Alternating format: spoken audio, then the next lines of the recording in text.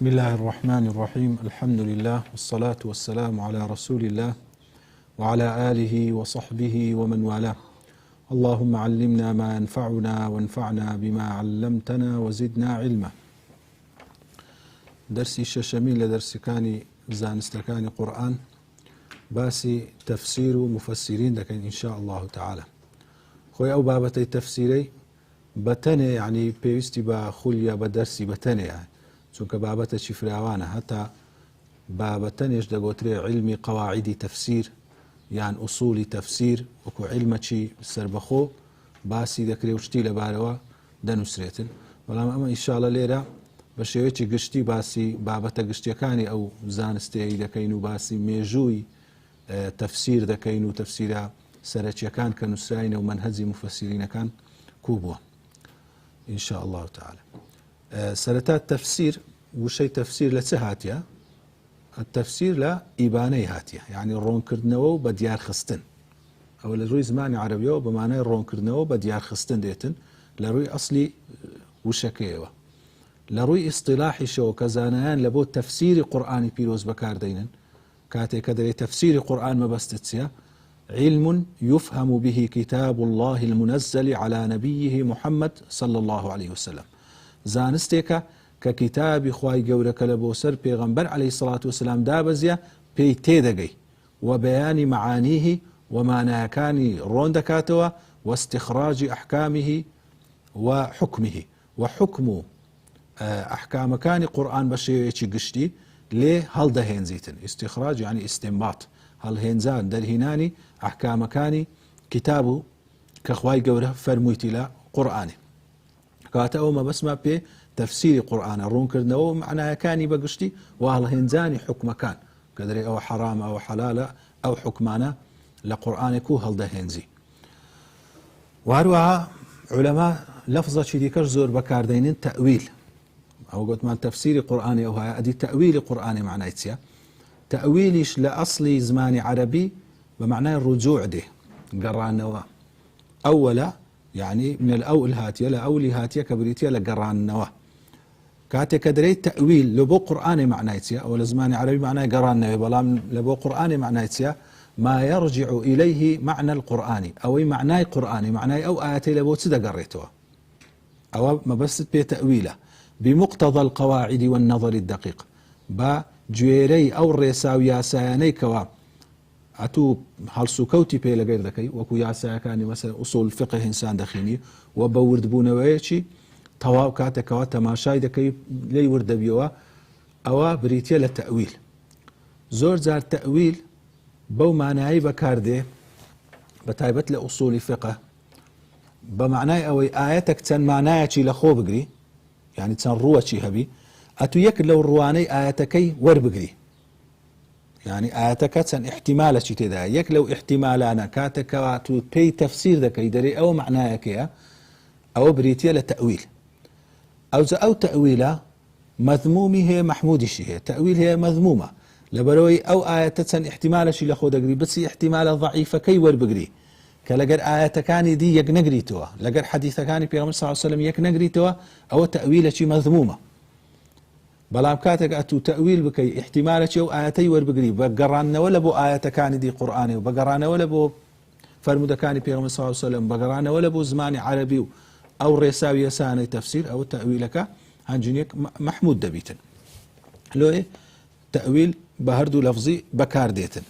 بەڵام بە مانایە گشتیەکەی تەئویل وەکو تەفسیریش هەندێک زانایان بەکاریان هینایە، یعنی هەندێک زانە بە تایبەتی ئیمامی تەبەری لە تەفسیرەکەی لفظ تأويلي لزي تفسير دانا كاتك تفسير آية شدكا دري بيان تأويل هذه الآية مثلا تأويلي أو آية تيتسيا، يعني ليه ما بستي تأويلي تفسير أنك ما بستي أو بينا سور دي كوا باس ما كرت هربا قشتي معناي ما بستي بي تفسيره. يعني كاتك ابن عباس رضي الله عنه بيغمبر صلى الله عليه وسلم دعاء له ذاك هذا فرمي اللهم فقهه في الدين وعلمه التأويل وعلى فقه شارزايكي وفير تأويلك ليه ما بستي تأويلتيا فير كرني تفسيري قشتي رون كرنوي معناه كاني قرآني لبر هندش لبركتي أو دعاء بيغمبري عليه الصلاة والسلام ابن عباس لتفسير بارع ترين يعني برين مشهور ترين زانای ناو صحابانە لە تەفسیر بە مفەسیری قورئان بە تەرجمانی قورئان مەشهورە ئیبن عەباس کە تەفسیری زۆری کردیە. ئەو ئێستا کە تەفسیری قورئان تەماشا دەکەین دەبینین چەند نەوعەکمان هەیە، یعنی لە چەند وەجهەوەکەوە دەتوانین تەماشا بکەین. وەکو ئیبن عەباس لەو قەولەی هینایتمانەوە دەفەرمیتن تەفسیر چار جۆری هەیە، یعنی چار ڕووی هەیە. ڕووەکیان وجه تعریفه العرب من كلامها، بەشێکی عرب لە زمانی خۆی دەزانیتن، یعنی بەشێک لە تەفسیر بەهۆی زمانی عربی دەکرێتن. ئێستا خوای گەورە لە قورئان دەفەرمی ئەو یەأخوذەهم على تەخەوف، دەفەرمی ئایا ئەم گۆ ئەمینن لە مەکری خوای گەورە، یان بەوەی کەوا بتانگری على تەخەوف، سزاتان بدا بەهۆی تەخەوف. ئەو تەخەوفە لێرە مەبەستی چییە؟ مانای چییە؟ تەخەوف بوون، یعنی تەخەوف چییە؟ ترس. وی لە زمانی یەکسەر ئینسان مێشتی لە بۆ ترسی دەچی، بەڵام کاتێککە دەگەڕێنەوە سەر زمانی عەربی، ئیمامی عومەر ئەوەی پرسیار دەکاتن ناو سەحابەکان دەرێن ئەمە لە لەهجەی چی عەرب لە ناو خۆمان هەیە تەخەوف، یعنی تەنەقوس، بە مانای تەنەقوس بەکاردەین، یعنی لێکەمکردنەوە. یعنی چ لێرە خوای گەورە لێرە ترس ماونای نییە، لێرە خوای گەورە دەفەرمی لۆی هەیە کە خوای گەورە سزاتان بدا بەهۆی لێکەمکردنەوە. یعنی چ لێکەمکردنەوە؟ شەرت نییە سزاتان یەکسەر وەکو قەومەکانی پێشی بەسەردا بێ هەموو ئیبادە بن. بەرەبەرە هەساڵێ فیتنەک، هەسارێ گرانیەک، هەسارێ ناخۆشیەک، هەتا بەرەبەرە ئینسان تووشی ئەوەشی زۆر دەبیتن پاش چەند ساڵێکی هەستیش بەخۆی ناکاتن. ئەو تەفسیرە دەبینی بەهۆی ئەوەی لە عەربی بەکار هاتیە، عەرب لە وەختی زانێتی ئەو تەخەوفەی بەکارهێنا، ئەوە لە شعری پێشتریش بەکار هاتیە. لۆی کاتێکا دوو پێویستت پێدەبی بگەڕێەوە سەر شعر. ئیبن عەباس یەک لەوانە بووە کە زۆر ئێحتیمامی بە شعری جاهیلیەتی پێشی ئیسلامیشدا، لۆ لە بەهۆی بزانیتن ئەو لەفظە عەرب کوی بەکارهێنایە. کاتێکە تو دەیگەڕێنیەوە لە بۆ لەفزی عەربی، هەنجینێکە دەتوانی مانای حەقیقی خۆی لە قورئانێ تێبگەی. چونکە خوای گەورە ئەو قورئانەی ناردیە بلیسان عەرەبی مبین، بە زمانێکی عەرەبی ئاشکرا. مەبەستی لێرە بەو لیسانی عەرەبیە چییە؟ هەموو زمانێک مەنتیقەکی هەیە لە بۆ تێگەیشتنێ. ئەو مەنتیقە یعنی وەکو برێی هەر کەسێک لەسەری ڕێک دەکەویتن، ئەمە بەوەی برێن مێز، بەوەی برێن کورسی، ئەو پیتانە لە بۆ فلانە شتی بەکاربینین. دەبینی 100 ساڵی دیکە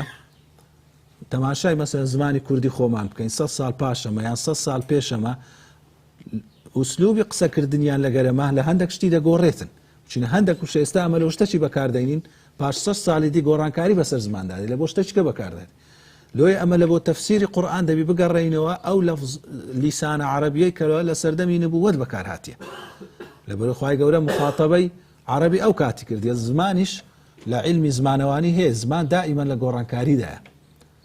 لەفظ هەیە، مستەلەح هەیە، ئێستا لەو شتێکی بەکاردێ، مستەقبەل لەو شتێکی دیکە بەکاردێ. وانی مەسەلەن ئێستا سەیارە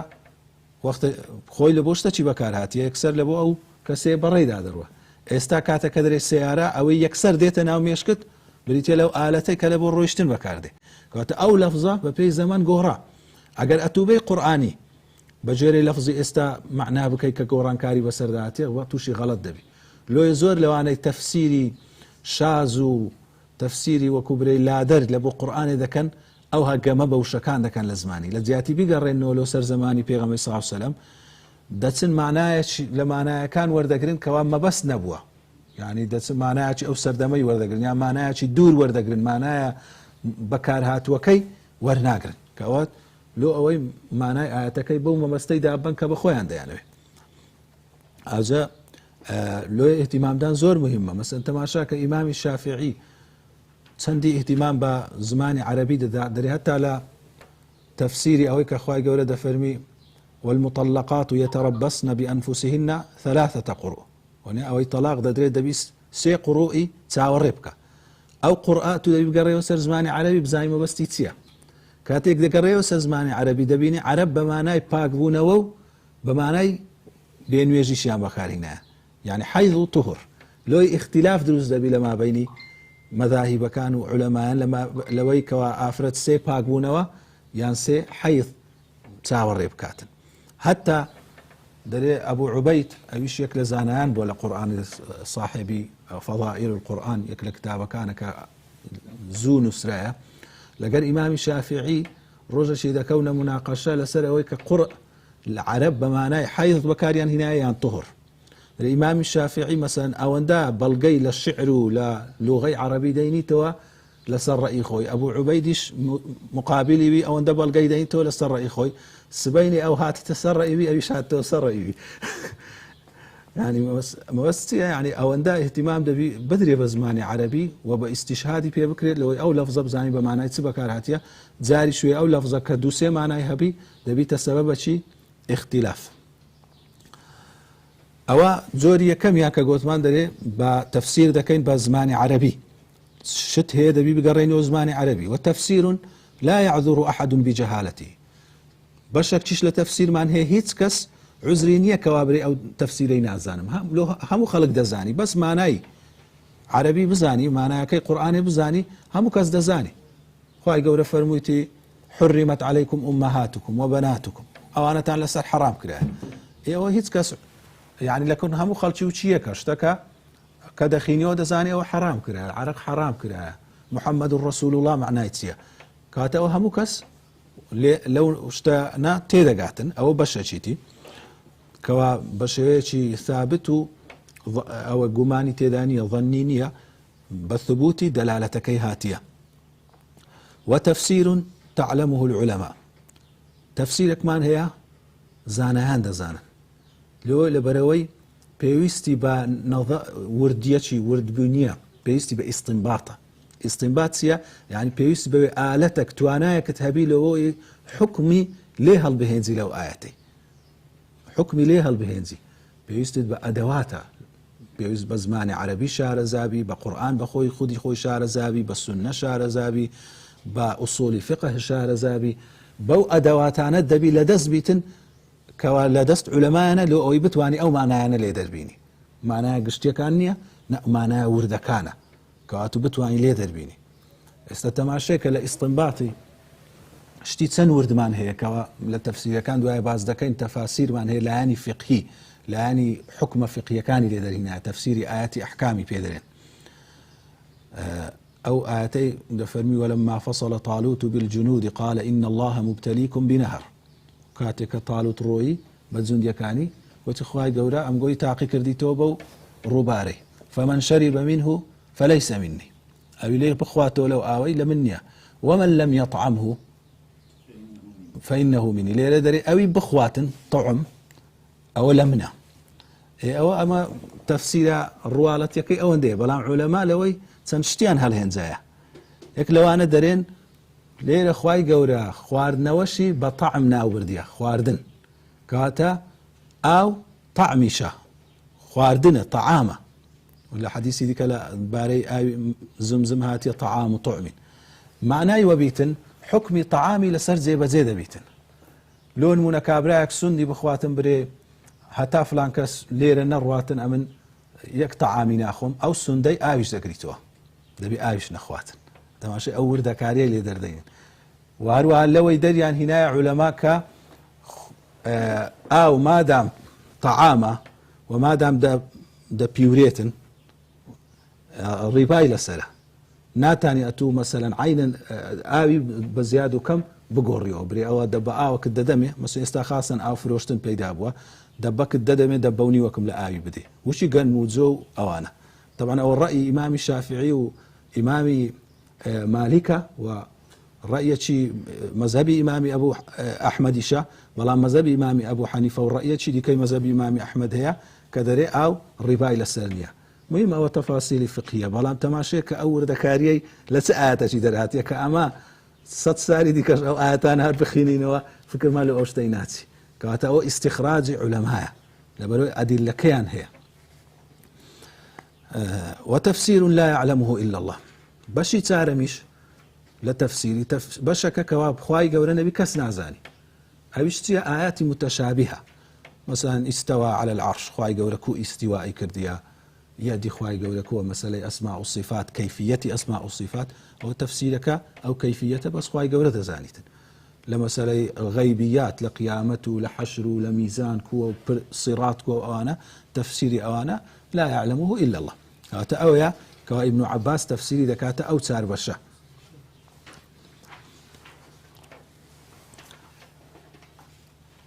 ئەوجا تاریخەکی تەفسیر باز بکەین و دوایەک و تەفاسیر دروست دەبی. طبعا لە سەردەمی پێغەمبەری صلی الله عليه وسلم پێغەمبەر عليه الصلاة والسلام بەخۆی نەچووە تەفسیری لە ئەوەلی لە فاتحەیەوە دەست پێ بکە هەتا ناس. لەبەر چێ؟ لەبەر پێغەمبەر صلی الله عليه وسلم ئەو تەفسیرەی نەکردیە؟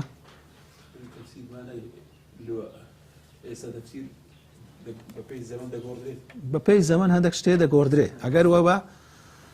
زەحمەتی لەسەر ئومەتی پێیادەبی وانە یعنی مەسەلەن پێغەمبەر صلی الله عليه وسلم تەفسیرێکی بکات و جوایە ناتانی ئەو ئاەتەی شتێکی دیکەی لێ وەربگری لە غەیری ئەوەی کەوا پێغەمبەر صلی الله عليه وسلم فەرموویەتی ئەوە لەوەی هەتا ئاخیری لۆ لەبەرەوەی ئەو قورئانە لەو هەموو زەمان و مەکانە چییە لۆ وەقائعی جیاوازە لە زەمەنی پێغەمبەری عليه الصلاة والسلام وەکو برێ کێشە و فتوای ئەو سەردەمی پێدرایە لە سەردەمی دیکەشتی نوێ دروست دەبی دیسان هەر عولەما دەگەڕێنەوە قورئانێ حکمی نوێی لێ هەڵدەهێنجن لە بۆ ئەو پرسیارە نوێیانەی کە لە سەردەمە نوێیەکان دروست دەبیتن ئەوە یەکێک لەوانە کەوا ڕەحمەتە لە بۆمە و قورئان بەحرەکە کەوا وەکو برێ ڕۆخی نییە لە سەردەمەکی کەوا لی تێگەیشتینە لە سەردەمەکی دیکە مچینە تێگەیشتنەک یان تەدەبورەکی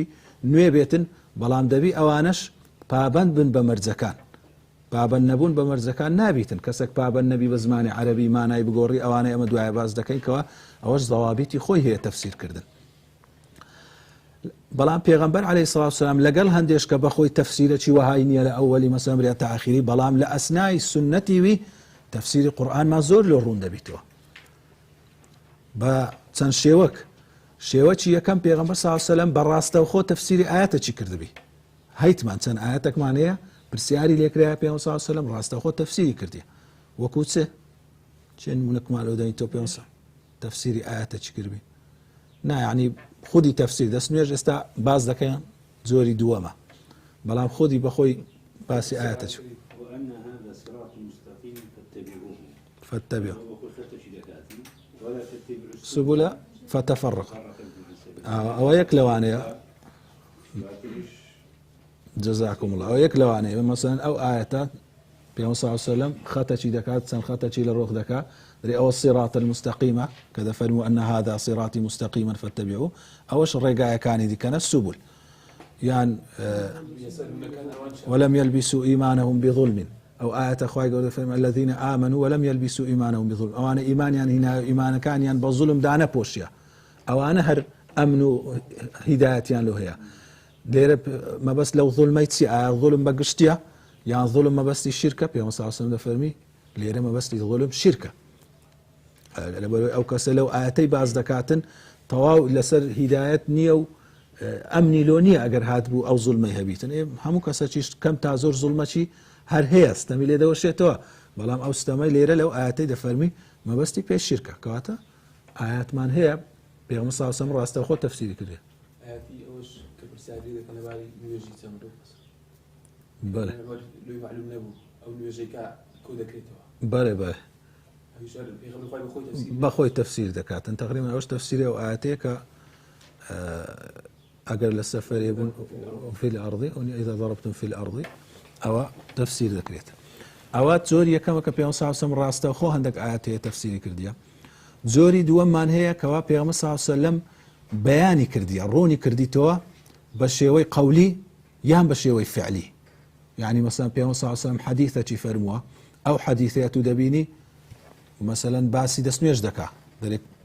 بقول دري دسميجي أو هاهر بقرم أو قولي بيان صلى الله عليه وسلم دبيتا تفسير لبو آياتي دسميجي یان بە عەمەل پێغەمبەر صلی الله علیه و سەلەم بە عەمەل کو نوێژی کردیە ئەو عەمەلی کە پێغەمبەر صلی الله علیه و سەلەم نوێژی کردیە دەبیتە تەفسیر لە بۆ ئەقیم الصەلاة کو زەکاتی دایە ئەو مثلا لە زەکاتی پێغەمبەر صلی الله علیه و سەلەم هەندێک شتی بە قەول فەرموویەتی زەکات لەوەی دەکەوی ئەو هانیە ئەوە تەفسیرە لە بۆ وئاتو الزەکاتی یان بە عەمەل کو زەکاتی وەرگرتیە ئەوە تەفسیرە لە بۆ ئاتو الزەکاتی کەواتە لە بۆ تەفسیری پێویستمان بە سونەی پێغەمبەری دەبی عەلەیهی الصلاة والسلام چ بەڕاستەوخۆ یان چ بە بەیانی پێغەمبەر صلی الله علیه وسلم بە قەول یان بە فعل کاتێک بەیانی کردیە و ڕوونی کردیتەوە ئەوە لە سەردەمی پێغەمبەری صلی الله علیه وسلم تەفسیر ئەوەندە بووە کە سەحابەکان ئەگەر شتێک لێی تێنەگەیشتبان گەڕاینەوە لای پێغەمبەر صلی الله علیه وسلم یان لە قەول و فعلی پێغەمبەر صلی الله علیه وسلم لە بەیانی ئاەتەکەی تێگەیشتینە لپاشی جیلی صحابەی کە بەرەبەرە مەسەن جیلی تابعی دێت و صحابە گەورەکان بە تەمەنەکان یعنی دەمینێن بەرەبەرە مەسەلەن فکرەی نوێ یان قسەی نوێ شت پێیا دەبیتن لەبەر هەندێک پێویست دەکاتن بەرەبەرە فکر لە تەفسیریش بکەنەوە مەسەلەی سنە پێیا دەبی ئەوەلی کەوا حەدیثەکانی پێغەمبەر صلی الله علیه وسلم وەکو سنە تدوین بکرێ ئەو زۆر تدوین کە دەرێت تدوین مەبەستمانەوەی نووسینەوە ئەوەلی کتابدانان لە تشریع یعنی لە ئەوەی ئیسلامی علمی ئیسلامی کتابدانان بە نووسینەوە نەبووە سەرەتا زۆربەی کتابدانان ئەوێ ئەمن تەلیفی کتابەشی دەکەم لە مێشتی خۆم دەرێم ئەوە کتابەکانیتی ئەو بابەکانیتی ئەو باسەکانیتی ئەو باسەکانی ئەو کتابەیە هەموو ڕێکێ خستیا تەڵەبە دێ لە بەرامبەرم دادەنیشی لە ئەوەلی لە ئاخیریان بە مەجلیس لۆی دەخینەوە ئەویش لەبەر دەکا یعنی ئەمە زۆر کتابمان هەیە ئەوەلەکان کتابەکان ئەوها بووە دوایە یان ئەو تەڵەبانە بەخۆیان لە مامۆستای وەریان گرتیە نووسیتیانەوە یان پاشەوان بوویتە نووسینەوە ئەو جۆرشمان هەیە نووسینەوەشمان هەر هەبووە تاک بەڵام ئەو لایەنە سەرەتایەکان زۆر بووە سەرەتا کتابی سونە نووسرایەوە نیە دەبین لە کتابی سونەی بە زۆری بابەتێک کتابێک لە کتابەکان یعنی بەحسێک ئەمە ئێستا پێ دەڵێن مەبحەثێک چونکە مەسەن کتابی صحیح بوخاری هەموو کتابەوە نیە کتابی سەڵاتە مەسەن تەهارەیە سەڵاتە زەکاتە کتابەکیش لەوانە کتاب و تەفسیر بووە بە زۆری کتاب و تەفسیریشمان هەبوو ئەو ئاەتانە کەوا پێیان گەیشتێ لە سەحابە لە پێغەمبەری صلی الله علیه وسلم دوایە لە سەحابەی نووسیتیان یان لە کتابی سونە کتابی فەضائیل القورئانمان هەبووە مثلا بشكل كتب السنة بناي فضائل القرآن هنايتي يعني كتابي تفسير باسي أو آيات تفسيراني عن كردية كوا بحديث لكن ينبوا يعني بقول صحابة لا ينبوا أو يعني سرتاي تفسيري لا يدس بيدك الدعاء برا مستقل دبي يعني كتابي تفسيري بتني دا نسره بلان بتسه بحديثي بيغمبر صلى الله عليه وسلم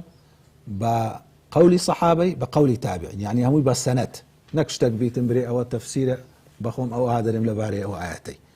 أولي تفسير بونا عيدس بيدكات أو زدرين إمام أحمد يكون حنبل روزا إخوائي لبي إمام النسائي إمام أحمد نمايا ولا مكو قول هاتيك وتفسير شوي هو بتني بناي تفسير بالسند نسيبيتن غيري وش مثلا إمام النسائي بتني وكو تفسير بلاي كرديتوا بلام دعاء سويتنا كتابي سنن كبرى إمام النسائي وبتنيش طبع كراها بلام يكام كتاب كم ما بيتو وب تفسير شي طواو بترتيب لفاتحي تا ناس بيدا هاتبي كتابي شيا إمام الطبرية لتفسيري تفسيري طبرية واروها للزمان يوش تقريبا زور لوي نزيك تفسيري ابن أبي حاتم الرازية أو دو تفسيره كونترين تفسيرين كأوانت تفسيري مأثوري شيان بيدرين يعني أما بقشتي زانان تفسيري ده كان دو زور تفسيري مأثور تفسيري بالرأي أو تفسيري بأثر يعني لبيغمبر صلى الله عليه وسلم يان للصحابة يان للتابعين بأثر هنايتيان بس قوليوان يان هنا لباري آياتكي يان تفسيري تشمان هيك تفسيري بالرأي بيدرين طبعا لباري أو دو زوري تفسيري مأثورش معناه ونية الرأي تيدانية سونك تابعيني زور زار وصحابش اختلاف يعني لباري آياتك تيك لبرانبر هي كاتا تفسيري كدرين بمأثور يعني وكبري غالبا شيء وقشتيكي مأثورة أقرنا الرئيشي هرتيدا تفسيري بالرئيش كوا زانايك بخوي بدنوسيتن زياتر أهل عراق بوي مشهور بون أوانش معناه ونية تفسيري بالمأثوري تيدانية نا أوش زور زار آماجي بحديثة تيدا بقولي صحابي تيدا بلام غالبا تابع قشتيكي زورينكي لا يعني مثلا رأي تيدا طبعا تفسيري بالرئيش قسل سلوي كرايا كوا آية تفسيرها بالرأي دبيتن يا نابتن الري بيدراو يا الري بيدراونيا دبي أو تفصيله نا تعني بري بالرأيه تصير ري بيدراونيا نا تعني بري ري بيدراوي الشبه الطوابي أو تفسيره كيكبري تو لقر ضوابط كان بقرانا ولا بو كتاب قرآن سنة لبو زماني عربي لبو أصول شريعة أو تفسيره أو رأي الري بيدراوه والصحابة بكاريان هنا أو رأي تابعي بكاريان هنا أجر ناكو صحابة لباري آيات شي مثلا اختلافيان لو دروز دبي ديار أوانش رأيان بكار هنا بلام دبي الرأي تسوارت سويها بيتن نابي وكبري منفلد بيتن بسنور بيتن هر كسي بي بكيف خوي الرأي تيدا بكار بيني يكلا وانا أو زمانش يكلا مهمتريني مراعاتي لسان عربك أو يعني خالش زور ميما كلا زماني في غنبي صلى الله عليه وسلم مصطلحات كوبا كارهاتيا يكلا وانش لقر أصول كتاب السنة تيك نجيره يعني بقرأ ولو كتاب السنة نكشتك بيأمر بكيف خم بتني بهنا لو الرأي بيغمبر صلى الله عليه وسلم الحديث فرميتي من قال في القرآن برأيه فليتبوأ مقعده من النار أبي بالرأي خوي لباري قرآن قصتي بكاتن با شويني خوي لأقر خوش بكا زانان دفرمون ما بستي لو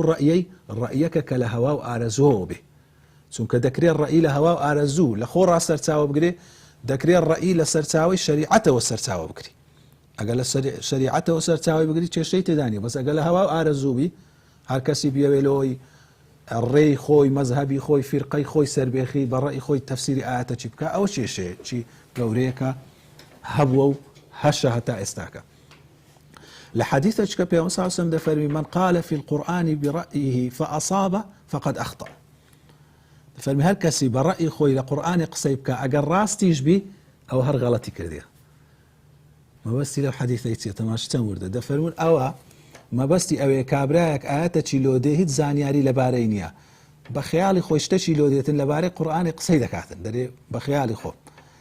اگر او كابرا راستيش بكا دوايا بقريتو سر تفسير وبقريتو سر زانستكي بري والله سكم راستيش درسو هر غلطي كرديا هر بغلط له حسابات سوكا ندى بايا ببيع علم قصيب كاتن ولا تقف ما ليس لك به علم ليرا هر بخطأ له حسابه أو جاوا لباري تفسيري بالمأثور وتفسيري بالرأي طبعا تفسيري بالمأثور أولي بيابو باشترين تفسيري إمام الطبري لمأثور كأمي تفاسير مشهورة لو لبرو إمام الطبري هستا لا فاتحي هتا ناس آية كان يكبي هاتيا أوي حديث أقوال الصحابة التابعي لسري بيخري كرديتوا باشاني زور زار باسي لاياني زماني عربيشي كرديا يعني زار لاني زماني عربي يعني حكمي شي ليدر هنا ويان ترجيحي لما بين قولكانيش كرديا قوتيتي او دور رأيه هي او رأيه بقوترا او رأيه اولى بالصواب او هنا لباشوي مثلا لتفسيري بمأثور او مشهور بتفسير ابن كثير يعني او زور باشوي ديتن يعني للشخصة كان ديتن ابن كثير الله اعلم طبعا بلا لتفسير ابن كثير مشهور دبيتن بلام ملخص تفسير إمام الطبرية يعني ملخصة بخوش طبعا شتيدي كيلو زياد كردي بلام دكري بريد ملخصة شيوية لبريد تفسير الطبري دريجة ابن كثير ملخصي وياك أوانا مثلا تفسيري بالمأثور مشهور تفسيري ابن أبي حاتم الرازي شيء بلام أو عند الشهرة أو بيدانا كردية او زال باشوان برا تفسير اوي وردقريتن كزانيان مثلا هر زانيان لو بابتي خوي كتي دايا شارزايا او لاني لتفسيركي بارع دبيتن سنك مثلا تفسير الزمخشري مالو بيدا دبيتن تفسير الزمخشري اقرت الزمخشري لروي عقيده ومثلا لمعتزليه يعني لمعتزلين يزيكا او لو ما بينها بلام دبيني لروي بلاغته لروي بلاغتي عربية أو عند الشعر زابوا تفسيرتي وهاي نسيها أو سردمش هيتس كاس لبلاغت ناتانيتن استغناء بنياز بي لتفسيري زمخشري لو يهر لمصدرتي سرتي مايتو لبلوي يعني بلاغتي براستي زور عبقري وزمخشري أو أجر مثلا تفسيري بلاغيد بوي مصدري تفسيري بلاغي زمخشري باسي بلاغته فصاحتي قرآنه مصدري تفسيري مأثور طبرية لو مثلا زور كزار كسيب سيار دك دري باشترين تفسيرك يعني اتوناتاني اوها بقشتي جوابي او بسياري بديوا لبلو مثلا اما مناهجي تفسير معناه منهجي تفسير امام الطبري زودا لقري زمخشري او زدين السر مثلا او زار لاني فقهي مفسر هي تفسير القرآن كرديا زياتر لاني فقهي وحكم كاني لها الهنزايا أو حلال أو حرام أو واجب أو مندوب أو حكماني لدرهنا على قرآنه مشهور ترين وبارع ترين تفسيرش لولا أنا شي هي لا رقم ما سكرت لا أو نوية أو لقديمة كان قرطبي لهموان يعني وكبري أمي تفاسيري فقهية كوال قرآني همو كردي بلا قرطبي لباشوي تفسيري فقهي شێوازە چی لەسەر پەیدا دەبیتن ئاەتەکان هەموو تەفسیر ناکەن بەس ئەو ئاەتانەی باسی حکمی دەکا مەسەڵەن ئاەتی باسی سەڵات دەکا باسی دەستنوێژ دەکا باسی زەکات دەکا باسی میرات دەکا ناچی ئەو ئاەتانەی دیکەوە باسی حکمی شەرعی لێ دەرنایندرێ وەکو ئاەتی باسی عەقیدە بی یان باسی ژیانی پێغەمبەران بی ئەوانە لێ دەربینیتن لەوانش چەند تەفسیرێک لە ئاەتی ئەحکام زۆر مەشهورن تەفسیری جەساس هەیە تەفسیر الآيات الأحكام جەساسی زام لەسەر مەذهبی ئیمام ئەبوو حەنیفەیە مثلا باس ما کرد کە قورتوبی لە پێشی هەمووی کردیە بەڵام ئاەتی ئەحکام بەتەنێ جەساسی زۆر مەشهورە و ئاەتی ئەحکامی ئەبوو بەکر مالکی ئەبوو بەکر ابن العربي مان هي ابن عربيشمان هي او ابن عربي او الى تصوف وشتي شاز وانا هي بلام ابن العربي المالكي او فقيه شي قوري مالكيه كيكلا تفسير كاني يكلا وانا تفسير احكام القران نسي لا قراني او اياتاني احكام لباريه ونسيتي مثلا او تفسيري فقهي دوای زۆری دیکەش مەسەلەن پەیدا دەبیتن تەفسیری بالڕەئیمان دەبیتن کەوا زیاتر وەکو برەی بەلایەنی ڕەئیەوە زیاتر تێدایە ئەو جە چ لایەنی ڕەئی عەقیدەیی بی لایەنی کەلامی تێدابی لایەنی بەلاغەی تێدابی لایەنی زمانی عەرەبی وەکو مەسەلەن باسمان کرد لە زەمەخشەری و تەفسیری ڕازیش ليك بأمهاتي تفسير بتايبتي لاني كلامي وأنا زورت دا وشي باس ما كرت وكبر خلفيي أو زاناي تأثيري لسر تفسير كيدوي بخوي لبلاغة شعر زابوا لكلام شعر زابوا لفقه شعر زور بوا دعاء أو تفسيرانا لوي رنگ ذاته لزانايك زورة شي دي كلا تفسيري إشاري تفسيري إشاري ما بس ما بيتيا خوي قصة كلام سيد زوري مثلا سيد زوري هي سيد دلالتي هي بلا أو لا أصول الفقه داخل زور مهمة بلا بزاندري وردي شبرك بلا بشيء شيء سادة أجر باسيب كان أتو دلالتي منطوقة هي من استقصى شيء ذاك دلهم هست برو يكسر لقصي من نطق قصكي من دعوي رويشتن لا برانبر دكات او دلالتي منطوق كراسته وخقسك او معناي تيداك لو برانبر دقيني دلالتي مفهوم من هي دلالتي مفهوم اگر برو لسري فلانا كتابي بينا ام نمقوشتتو برو بلام رويش نكا بفهمن اتو لي وردقري يعني لناقصكي من دابو راسته وخونا بنها راسته وخو بفهم تيدابو ام داوي هناني مثلا كتابك مكربو لسري رويشتن لو سري لقصي من دابو تيدان ابو بلا تي تيدا بفهم تيدا او بيدرين مفهوم النص لدقيق نصنيا لمفهوم نص كيدا زوري سيمان هي إشارة النص زاروية لنا قصكش دانية بلان بإشارة آماجي بيدا هان زاروية مثلا يكك خوي دي ما وصا آماجي چيلو دكاتن لدرسي ونيا بسيارة چيلو دكا او پرسیارە مەبەستی لە خودی جوابدانەوەی پرسیارەکەی نییە دەرێوان نییە ئەو قسەم مەبەستی خودی ئەوەی نییە مەبەستی ئاگادارکردنەوەی چیتی ئیشارەتە لە بۆ شتە چی دیکە ئێستا ئەوە تەفسیری ئەلیف لام میم و ئەلیف لام ڕا ئەو حرفانەی کە سەرەتای قورئانی دەستی پێ کردیە ئەمە لە تەفسیرەکان دەرێن کەوا ئەو معنای ئەو تەفسیرەی کەس نازانی لە خوای گەورە نەبی وانە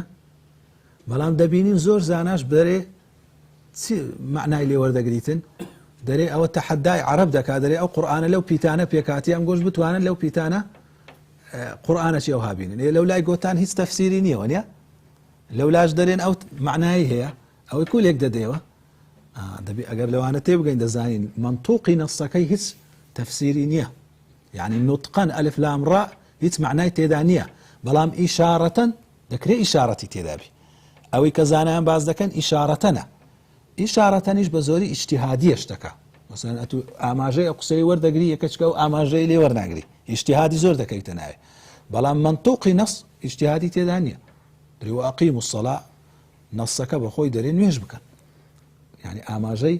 لۆ خودی نوێژەی تێدا نییە ڕاستەوخۆ قسەکەمان پێ دەڵێتن ئەوزەوە مەبەستمان لێت تەفسیری ئیشاری لەو دەرەجەیە لە دەلالەتی ئیشاری قورئانی ڕادێتن مەسەڵەن خوای گەورە باسی شتێکی دەکا بەس ئەتوو دەرێ ئاماژەیە لە بۆ شتێکی دی ئایا ئەو تەفسیرە مەقبولە یان مەقبول نییە ئەمە باز دەکەین هەندێک تەفسیری ئیشاری هەیە بەڵێ مەقبولە ئەگەر ضەوابیتی خۆی هەبی بەڵگەمان لەسەر چییە لەسەرەوەی کەوا ئیمامی عومەر عەبدوڵڵای کوڕی عەباسی دەبردا مەجلیسی گەورە سەحابەکان لە سەردەمی خەلافەتی خۆی وەختی مەسەلەن لە ئوموری خەلافەت و مسلمانان ڕاوێژی پێدەکردن ئیبن عەباسیش تەبعاً تەمەنی وانی نەبوو کە ئیبن عەباس 12-13 ساڵ بوو کە پێغەمبەر صلی الله علیه و سلم وفاتی کرد یعنی لە زەمانی ئیمامی عومەر بابوو بیتا 20 و هەتا نزیکی 30 ساڵەشی لەچا ئەو سەحابە بە تەمەنەکان تەمەنەشی وای نەبوو دەرێ هەندێک شتێکیان لە دڵ دروست بوو گوتیان خۆ ئەمەش سەحابە بە تەمەنەکان منداڵی وامان هەیە لە تەمەنی ئیبن عەباسی لۆ لە زێدە هەمووان بەس ئیبن عەباسی دەینیتە ناو ئەو مەجلیسەی ئیمامی عومەر ویستی لۆیان بسەلمێنیتن بە تاقیکردنەوەک لەو مەجلیسەی کەوا دانیشتن پرسیارێکی لە مەسەلەن مەجلیسەکەی کرد قوتي سورة النصر إذا جاء نصر الله والفتح تفسيري تيا معناه تيا دري هر يشي قصي لي كرد قوتي أو يكوا دفرميتن كاتكوا سركوتن هات داوي لي خوشبون لخواي قورب كونيا داوي توبة بك معناه أو بيدري تازقوت منطوق معناه ظاهري نصكي تيا تاسر رجعيش ده ابن عباسي ابن عباس فرموي ئاماژەی تێدا لە بۆ وەفاتی پێغەمبەری صلی الله علیه و سلم کە دەفەرمیتن نەسری خوای گەورە هات و فتح هات کەنەما ئەوە تەواو وەزیفەی پێغەمبەری صلی الله علیه و سلم تەواو بوو لۆیە لە کۆتاییەکەی داوای لێخۆشبوون لە خوای گەورە بکە ئاماژەی لە بۆ وەفاتی پێغەمبەری تێدا وساس دەرێ عومەر فەرمووی ئەمنیش هەر ئەوەم لێ دەزانی ئەو زانجی وەکو برێ بۆ ئەوەی تێگەیشتن کەوە ئەوە نەک معنایە ظاهریەکە کە هەموو کەس دەزانیتن معناه قولش لو آياتي دزانيتن شارزاي أوان زور هي أو أوا تفسيري إشارية بلام لقر أوش دبي أو إشارته لقر زماني عربي لقر آيات وحديث يقبقري تواش وكوشتك نبي لهوا وآرزو لخور رابيتن ثم كما تفسير أشي دي كش معناه مالي لباس مع نكد يك الرفض أو تفسير تفسيري باطني يعني آيات كان دري أو معناه كلوي هاتي وما بسنية ما بسته شكل لديوي زوري هي أو ما بسته أبيش بكاي شيء تفسير ذاك كسر بكيف خوي تفسير ذاك أو ما بس مثلا لو نمونا لناو شيعي أو نوع تفسير زورة دري مرج البحرين يلتقيان بينهما برزخ لا يبغيان دو بحر كذا يقدي ونيا أجل الباشا عند فرمت يخرج منهما اللؤلؤ والمرجان دري أو دو بحر ما بس تبي فاطمة وإمام علي رضي إخوان ليبي أو لؤلؤ مرجان لدردي حسن وحسينة أو تفسيري باطنية مرفوضة لبروي لغة هيت بالبشتي ويناك هيت إشارتك نية لبو أشتي أو اشتكى لخيالاتي راديتا دبي اللغة بالبشتي بكاتن بلغك بيلوي أو تفسير أنا كوالا روي إشاري نسراين وإشارية كان مقبولة دو تفسير أنا تفسير زور نابيان هي تفسير القرآن العظيم للتستر ولطائف الإشارات كأو براستي لتفسير إشاري وكبري أما هر زورك تفسيرك ما باسكر كدينجي تفسيرك كان دينجي تفسير إشاريش لطائف الإشارات إمام قشيرية كزياتر أهل التصوف اهتمام بوزورة تفسيري دا باسش ما كركتي دا تفسيري محمودة ومقبولة تيشي دا مقبول نية دا بإنسان آقاداري بيتن لو زورة تفسيرانا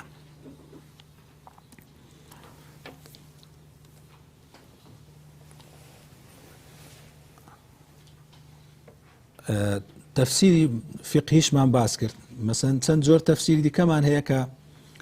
استا مشهورا ولا بيرم شو أو شيء بدمي أجر كسرت شيء هبو حتى إيره بره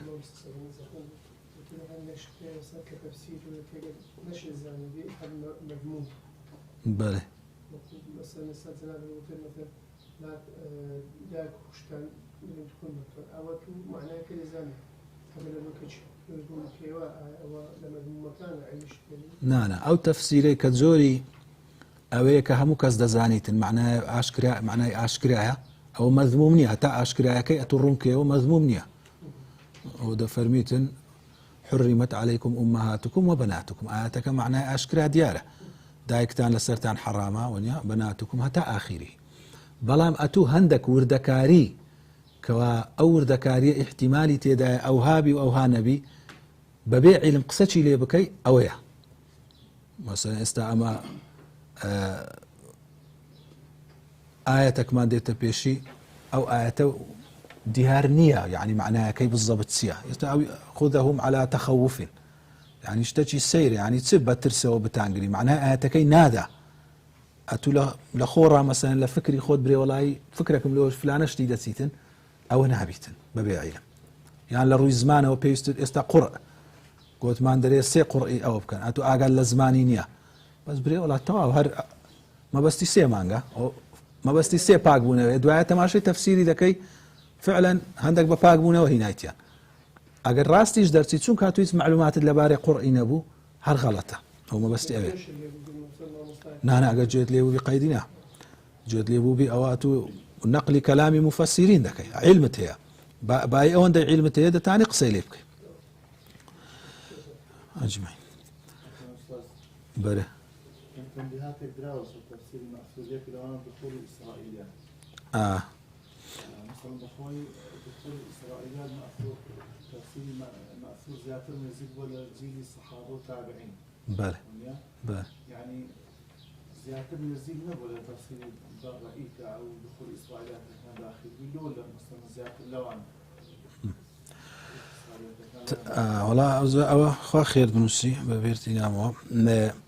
لتفسيري بمأثور تنشتشي تيدا كتنبيهاتا يكلو أنا هاتنا ناوي إسرائيليات طبعا لتزيلي صحابش سن صحابها بوينكوا شارزا بوين الأهل كتابك عبد الله كوري سلام لا توراة مزنزولك ولا توراة شارزا بوا علمي توراتي هو يعني إنزيلي هو لباشان لتابعي قولة تابعية كان كوا مثلا كعبي أحبار يكك لواني زور رواياتي لأهل كتاب كردية كعبي أحبار كالزماني مثلا خلفاء الراشدين جيايا أو أنا مثلا زاروية كابرا حبرق بوا قورق مثلا شارزايق بوا لا توراة إنزيلي بيغمبر عليه الصلاة والسلام مش لحديثة كيف فرميتي حدثوا عن بني إسرائيل ولا حرج لبني إسرائيل قصيبرين شيء تدانية بلام لا تصدقوهم ولا تكذبوهم نبراس يندابني نبدرو يندابني يعني مثلا لو المنا أو خواي قول القرآن باس قومي صالح بيغمبري ذاك السلام خواي للسربي تفاصيلي أو روداوي مثلا معجزكي أو حشتر لك باردي كوداتي أو نفري هاتي تشيب وكسري واشتركي بالرياء دبيني أو أنا لناو كتابي بيشي أهلي كتاب أو تفاصيل أنا هبوة أو تفاصيل أنا هاتينا لتفسيري باسيان كرديا لبرون كردنوا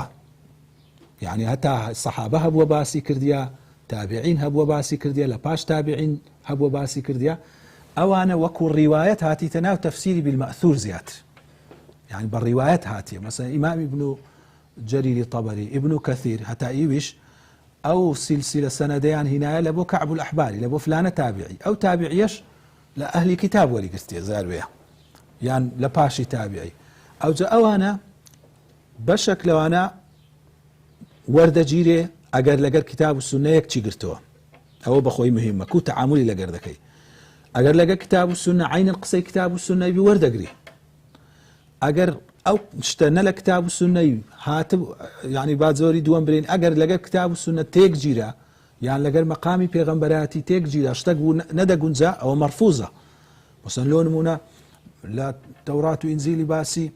سليمان بيغمبري ذكاتنها مثلا أو تو مثل هذا بستيتن سروتشي يكلا أو كاني زي شي بيشوايا كان دنيري لبود زي شي لو بكوجريتو دعاء أو خيزانة كي ما ربكاتوا يعني اشتي على قبلقتي ذا أو شتانا كلام مقامي بيغمبرنا وشيتو أو يكسر رد كراوية كلنا إسرائيليات أو شتانا زور هاتيا زوري سيم نەتێک بگیرێ نا پاڵپشتیشی هەبی لە کتاب و سونە ئەتو ئەوها ڕادەوەستی ناتان برێ درۆیان ڕاستە لۆ لەمە کابراایەک ئێستا دیتیتت نەدەیناسی دەرێتن لە جادەی فلانە شت ڕوویدایە ئەتو نازانینە ڕازگۆی نەدرۆز نەدەتانی لە خۆڕا برێ قسەکەت ڕاستیان درۆیە نازانی ئیسرائیلیاتیش ئەو سەنەدەی نییە کە ئەتو پێی بزانیکەوە قسەکە ڕاستیان درۆیە لۆی زۆر جاروێ هەندێک شتیش لە ئیسرائیلیات دەگۆدرێت درۆیە ئەو قسەش ناوی بکرێ ئەگەر ئەتو وەکو باسم کرد شتەکە لەگەر کتاب و سونە پێچەوانە نەبوو تەوەقف دەکەی وازی لێبینی باشترە ئەوە کە زۆر هاتیتە ناو تەفسیری لە پاشان تەسیرێکی سەلبی لەوەی هەبووەکەوە زۆر کەس لەوانەیە تەفسیرەکەیان خوێندیتەوە یەکسەر وەکو تەفسیر وەریانگرتێ هاتیە مامۆستایە لەو خەڵکی شەرح کردی ئەوەی لە تەفسیرەکی خوێندیتەوە تەفسیرەکەش ڕوایەتەکی مەسەڵەن ئیسرائیلی هینایە یەکسەر ئەو چیرۆکەی هەموو پێکەوە لە بۆ خەڵکی باس کردیە وەکو تەفسیر وەرگیرایە ئەوە زۆر خراپ بووە هەتا ئەو زەمانانش مەسەڵەن مایتەوە ئێستا لەو ئاخیرانە تحقیقات پێیا بووە مەسەڵەن تەفسیری ابن کەثیری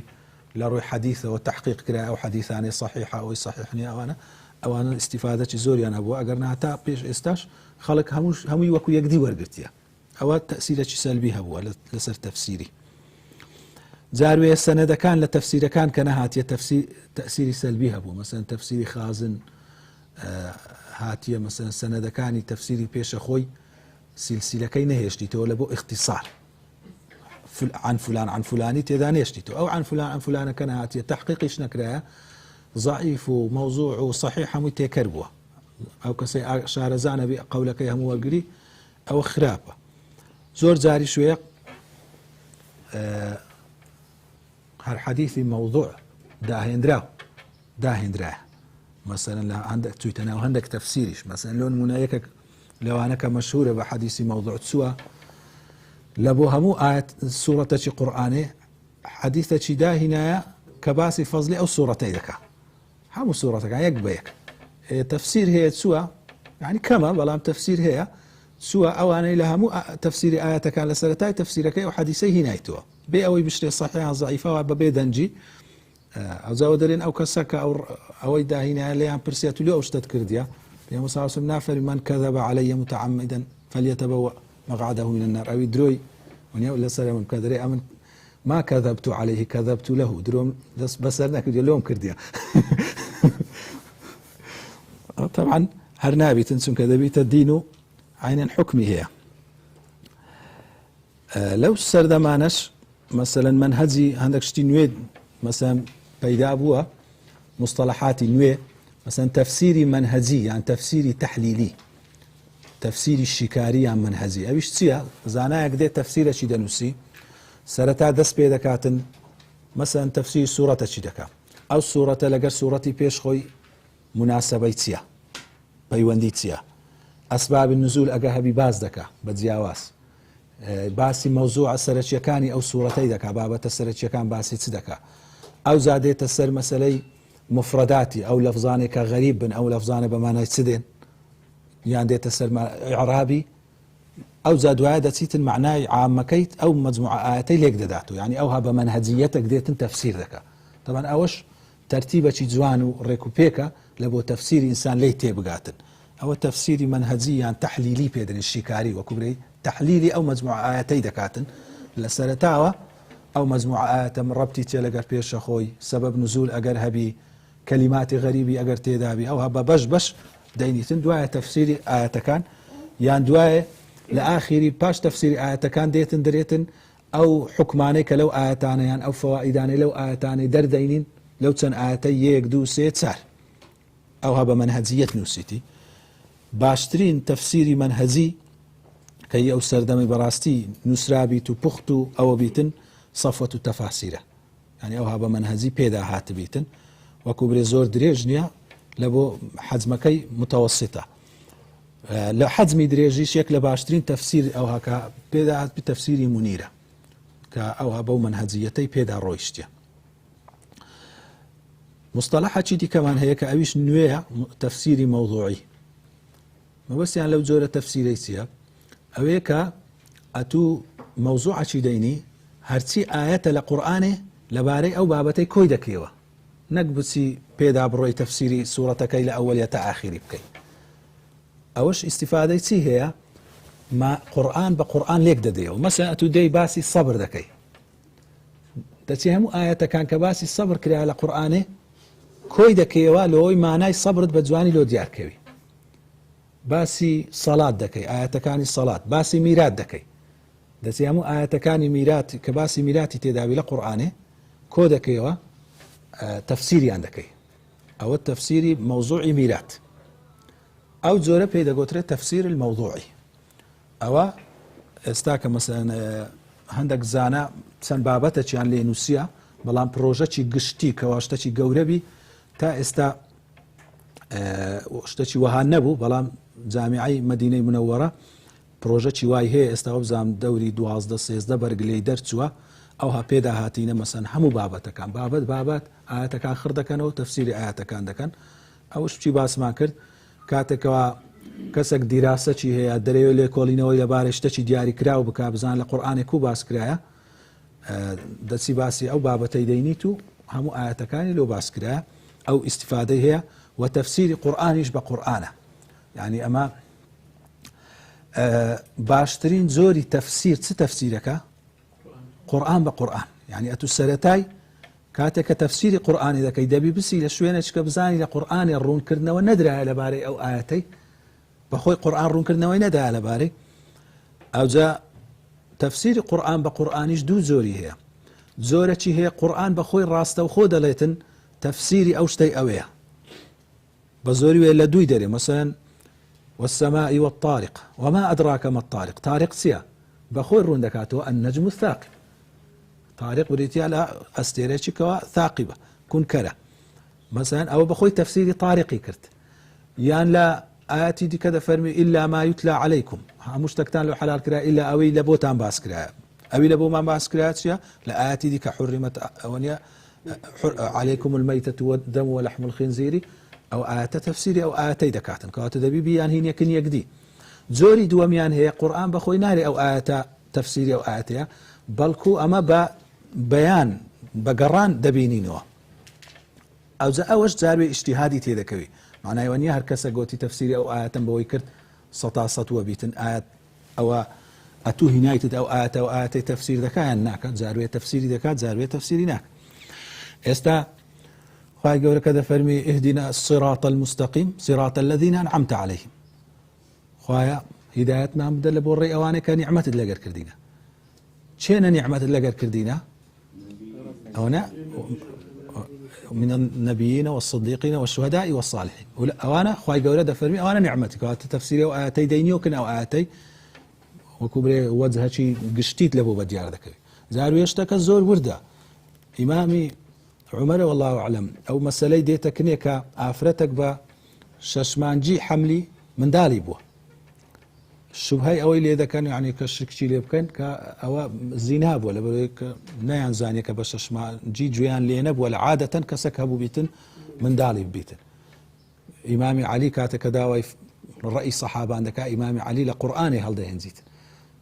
دەرێ خوای گەورە فەرمووی وفصاله وحمله وفصاله 30 شهرا ئافرەت حمل و شیردانەکەی هەتا شیرەکەی لێ دەبڕیتن 30 مانگە لەو لایەش دەفەرمی والوالدات يرضعن أولادهن حولين كاملين 2 ساڵان شیریان بدەنێ ئەگەر ئەمە چونکە ئەوە لەلایەنی وچی دەرێ ئەدنا و ئەعلای هەیە ئەگەر ئەعلای شیردانەکەی وەربگرین 2 ساڵ شیری بداتن لەو لایەکەی ئەدنایەکە 6 مانگمان لۆ دەمێنێتەوە کەواتە دەکرێت بە 6 مانجی حمل ببیتن تەماشای ئەو وردەکاریەی لە تەفسیری قورآن بە قورآنی وردەکاریەکی چەند ئەوەی تێدا ئەو جا دوایە تەفسیری سونەش یعنی قورآن بە سونەش کاتێ دێتن ئەو تێبینیار هەیە یعنی کۆتاییشت جاروێ پێغەمبەر صلی الله علیه و سلم بەڕاستە خۆ بەخۆی تەفسیری کردیە ئەوە هیچ شەکی تێدا نییە بەڵام جاروێیە بە ڕەئی زانایەکی یان بە ئیجتیهادێکی دەرێ ئەو حەدیسە تەفسیری ئەو ئاەتەی دەکەن مەرج نییە ئەو دەلالەتە 100% لێی وەربگیرێتن جاروێ لێی وەردەگیرێتن و واضح دیارە جاری شوێ واضح دیار نییە لۆێ ئیجتیهادی دەکەویتە ناوێ